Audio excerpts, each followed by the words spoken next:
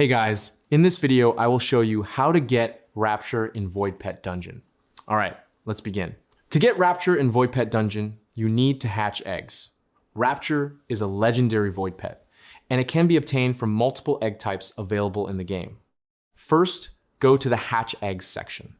Here, you can choose between different eggs, such as the mystery egg, astral egg, and tempered egg. Each of these eggs has a chance to give you Rapture. The mystery egg has a small chance of dropping legendary pets, with about a 0.5% chance. However, if you hatch multiple eggs without getting a legendary, the game increases your chances and eventually guarantees one.